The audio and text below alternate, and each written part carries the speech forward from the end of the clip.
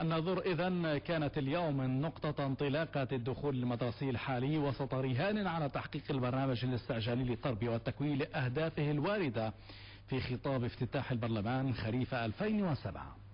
عبد الرحمن هلالي، عبد الكريم غاري، دكديرة وعبد الله الأشهب. مدرسة الجاحظ بمدينة الناظور نموذج للمؤسسة التعليمية كما يتصورها البرنامج الاستعجالي لإصلاح التعليم الأساسي. إيجاد مدرسة في بناية تتوفر على مختلف المقومات وتجهيزات مدرسية مختلفة جاء بفضل دعم المبادرة الوطنية للتنمية البشرية. وهذه المدرسة سابقا كانت عبارة عن بناء بالمفكك قصديري، وصلت واحد الحالة يرثى لها من 2009 لهذا اليوم. أصبحت مدرسة في شكل جديد وفي حلة جديدة وجمالية ربما لا يضاهيها مثيل على المستوى الوطني، ونتمنى أن تكون مدرسة نموذجية بكل المقاييس.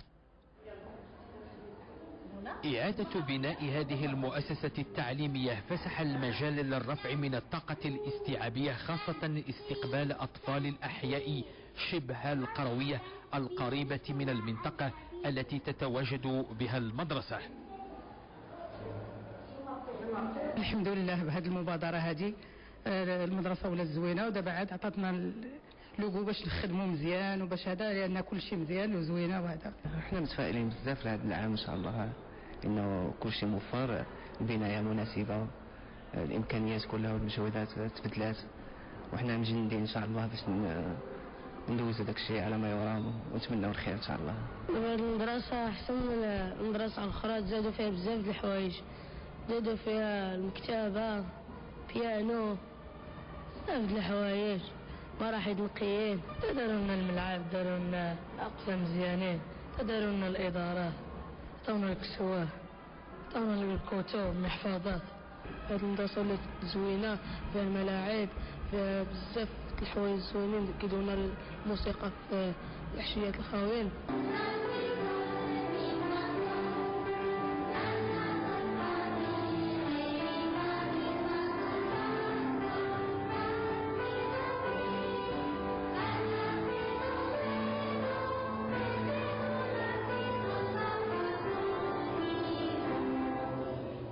هذا المشروع كنعتبروه مشروع نموذجي اللي خدمنا في 3 ديال المدارس، من ضمنهم مدرسة الجاحظ، والمشروع كيتكون من 2 ديال الجوانب، فيه التربية الفنية اللي كيضم الموسيقى، التربية الموسيقية، وفيه الجانب الفن التشكيلي على مدار السنة.